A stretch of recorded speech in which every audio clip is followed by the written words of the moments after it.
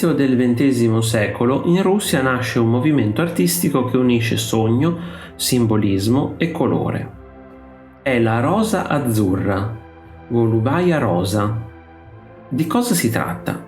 È stato un movimento artistico russo di avanguardia legato al simbolismo. Gli artisti della rosa azzurra rifiutavano il realismo e puntavano a rappresentare l'interiorità, l'atmosfera, la spiritualità. L'origine del nome del gruppo è incerta, ma il colore azzurro era particolarmente significativo per i simbolisti, i quali lo associavano al cielo e alla spiritualità, mentre la rosa possiede altre associazioni simboliche. Chi furono i protagonisti? Tra i principali esponenti ricordiamo Pavel Kuznetsov, Nikolai Sapunov, Martyros Saryan e Petr Utkin. Erano giovani artisti che volevano superare la tradizione accademica e aprire l'arte russa a nuove visioni.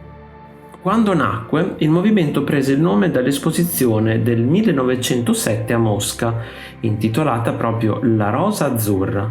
Fu un evento breve ma fondamentale che segnò l'inizio del simbolismo russo in pittura.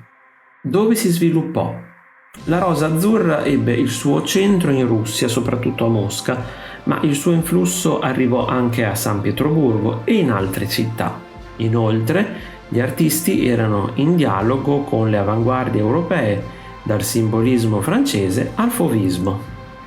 Perché nacque? Gli artisti volevano reagire al realismo dominante e cercavano un'arte che parlasse all'anima.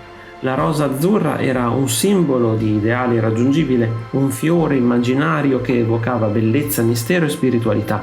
Attraverso colori delicati, atmosfere oniriche e paesaggi simbolici, questi pittori sognavano un'arte capace di unire poesia e pittura. La rosa azzurra fu un'esperienza breve, ma aprì la strada all'arte simbolista e avanguardista russa, un movimento che trasformò il colore in poesia e la pittura in sogno. Se ti è piaciuto il video, iscriviti al canale, lascia like e condividilo con i tuoi amici. Un saluto e al prossimo video di Arte Esplorando!